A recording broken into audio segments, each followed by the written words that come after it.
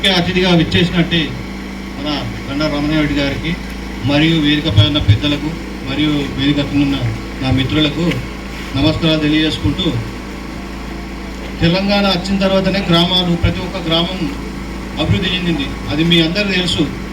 ఇప్పుడు కాంగ్రెస్ పాలన చేసింది 2 సంవత్సరాల్లో ఏం లేదు. మేము తెలంగాణలో ఫస్ట్ 2014 నుంచి తెలంగాణ ఉద్యమంలో పాల్గొన్నాం. మేము 2001 నుంచి పాల్గొన్నాం.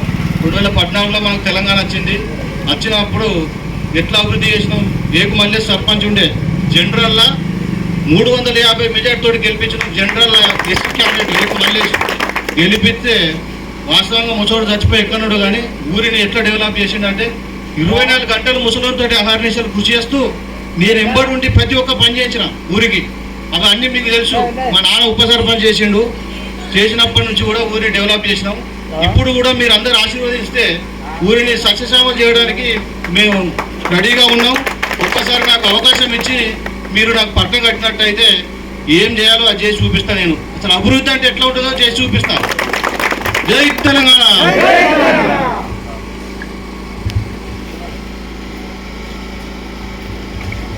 ఈరోజు వెంకట్రావుపల్లి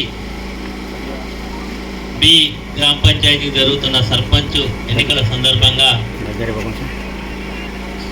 అన్నవైన సుజన రమేష్ గారిని గెలిపించడానికి ఇక్కడికి ఇచ్చేసినటువంటి గ్రామ పెద్దలకు, యువ సోదరులకు, మీడియా మిత్రులందరికీ నమస్కారం. మన నియోజకవర్గంలో ఈ గ్రామమే ఇటు పక్కకి చివరి గ్రామం. తర్వాత పెద్దపల్లి కాన్స్టిట్యున్సీ, పెద్దపల్లి జిల్లా వస్తుంది. మరి ఇలాంటి గ్రామాన్ని గతంలో ఏ రకంగా అభివృద్ధికి అంటే ఏందో చూపెట్టినాం. ఇంతకుముందు మిత్రుడు మాజీ సర్పంచ్ గారు చెప్పారు, ఈ గ్రామంలో సీసీ రోడ్లు వేసుకున్నా, సైడ్ రైళ్లు కట్టుకున్నా, మరి అనేక అభివృద్ధి కార్యక్రమాలు చేసుకున్నాం. ప్రతి గ్రామంలో పల్లె ప్రకృతి వనం, క్రీడా ప్రాంగణం, ఇవన్నీ కూడా ఎన్నో చేసుకొని ఈరోజు నేను గతంలో శాసనసభ్యుడు ఉన్నప్పుడు లిఫ్ట్ ఇరిగేషన్ తీసుకురావడం, ఇవన్నీ కూడా ఎన్నో చేసుకొని ఈరోజు అభివృద్ధి అంటే ఏదో చేసి చూపెట్టాం ఈ గ్రామాన్ని. ఇదే ఈరోజు మీ స్కూల్ కూడా హై స్కూల్ వరకు అయిందంటే గతంలో. నమస్తే కన్నా. మరి ఏ రకంగా జరిగిందో మీ అందరికీ తెలుసు. కాబట్టి మీరందరూ కూడా ఆలోచన చేసి తప్పకుండా రేపు జరగబోయేటువంటి సర్పంచ్ ఎన్నికల్లో సోదరిమణి సుజన గారిని ఉంగురం గుర్తు మీద ఓటు వేసి గెలిపించాలి. ఈ ప్రభుత్వం వచ్చినాక 2 ఏళ్లలో ఏం జరిగిందో మీకు అర్థమై ఉండాలి. ఇప్పటికే 2 ఏళ్లలో ఏమైనా అయిందా? ఎన్ని ముచ్చట్లు చెప్పేళ్ళు. కేసీఆర్ అన్ని బాగా చేస్తా అంటే అందరూ డబ్బులేనే. 2000, 4000 పెన్షన్, ఆడబిడ్డలకు 2500, అంగవైకల్యం ఉంటే 6000, రైతులకు బోనస్ 500 బోనస్ అదనంగా, మరి రైతు 2 లక్షల రుణమాఫీ, ఇట్లా ఎన్నో ముచ్చట్లు చెప్పి మరి అధికారంలోకి వచ్చింది. మరి 2 ఏళ్లలో ఏమైనా చేసిండా? ఏమైనా చేసిండా అంటే ఏం లేదు. మనం తీసుకొచ్చిన శాంక్షన్స్నే కాంట్రాక్టర్లను భయపెట్టించి 4 రోజులు ఆపి ఆయన బొమ్మలు పెట్టుకొని శిలాఫలకాలు వేసిండు తప్ప వెంకట్రావుపల్లికి చేసింది కానీ జరిగింది కానీ ఏం లేదు. ఇక లేకుండా చెప్తున్నాడు, అదే మా పార్టీ గెలిచిన, నేను చెప్పిన వాళ్ళం కనుక సర్పంచ్ గెలిపేయకపోతే అది బంద్ అవుతుంది, ఇది బంద్ అవుతుంది అని. నువ్వు 2 ఏళ్ళలో ఏం చేసినావు అని మళ్ళీ నువ్వు 3 ఏళ్ళు ఏం చేస్తావు అని అనుకుంటాను ప్రజలు. నువ్వు ఎట్లా వచ్చినావు గట్లనే పోతావని జనానికి కూడా ఎరక.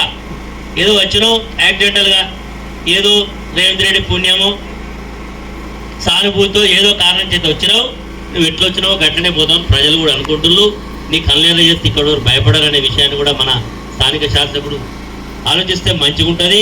ఎందుకంటే ప్రతి గ్రామంలో చెప్తున్నారు సార్ భయపడిస్తున్నారు, పెన్షన్లు పోతాయని చెప్తున్నారు, ఇల్లు రావని చెప్తున్నారు, బియ్యం రావని చెప్తున్నారు, ఇవన్నీ చెప్తా ఉన్నాయి. ఎవరు తీసే అధికారం ఎవరికి లేదు. ఇవన్నీ కూడా సంక్షేమ పథకాలు ప్రభుత్వం ఇచ్చేటువంటి. కాబట్టి ఎన్నికలలో మీరందరూ కూడా భారత రాష్ట్ర సమితి బలపరిచినటువంటి సుజన గారిని గెలిపిస్తే, ఇంతకుముందే రమేష్ చెప్పిండు నేను ఖచ్చితంగా అభివృద్ధి మా నాయన ఉప సర్పంచ్ ఉన్నప్పుడు ఏమేమి చేసినాం అన్నట్టు భవిష్యత్తులో కూడా చేస్తానని చెప్తున్నారు. ఈ ప్రభుత్వం కూడా ఎక్కువ కాలం ఉండదు. వల్ల కొద్ది రోజుల తర్వాత రాబోయేది కేసీఆర్ గారి ప్రభుత్వమని ఈరోజు ప్రజలు చర్చించుకుంటున్నారు. కేసీఆర్ ఉన్నప్పుడే బాగుండే, కేసీఆరే బాగా చేసిండు, ఈయనతో అయితే లేదు, ఈయన తిట్లు తప్ప ఏమైందని ముఖ్యమంత్రి అంటాడు, గుడ్డు బిక్తా అంటాడే, పేగులు తిత్తా అంటాడు. ఇలా పిల్లగాళ్ళు కూడా అంటారు లేదు రాబోయే అంటే మన ముఖ్యమంత్రి మాట్లాడుతుంది, మేము మాట్లాడితే తప్పేందనే కాడికి వచ్చింది. అందరూ కూడా ఆలోచన చేసి నిర్ణయం చేసుకొని మన టీం అందరూ కూడా గెలిపించుకోవాలి, వార్డు సభ్యులందరూ కూడా గెలిపించుకోమని కోరుకుంటూ, ఈ సందర్భంగా పనుల సీజన్ ఇదంతా కూడా వాళ్ళు పోతలైనా ఇప్పుడు అందరూ నార్లు పోసే స్థితిలో ఉన్నారు. మీరంతా బిజీగా ఉన్న పార్టీ అభ్యర్థిని గెలిపించాలని ముందుకు వచ్చినందుకు ధన్యవాదాలు తెలియజేస్తూ, రేపు లేదు ఎల్లుండి 7 గంటల నుంచే ఓట్లు అయితే మీ గ్రామంలో చాలామంది హన్మకొండలు ఉండొచ్చు, హైదరాబాద్లో ఉండొచ్చు, ఎక్కడెక్కడో ఉంటారు. అందరికి ఫోన్లు చేసి పిలిపించి మన అభ్యర్థి మన ఉంగరం గుర్తు మీద ఓటేయమని కోరుకుంటూ నాకు ఈ అవకాశం ఇచ్చిన మీ అందరికీ మరొకసారి ధన్యవాదాలు. జై తెలంగాణ.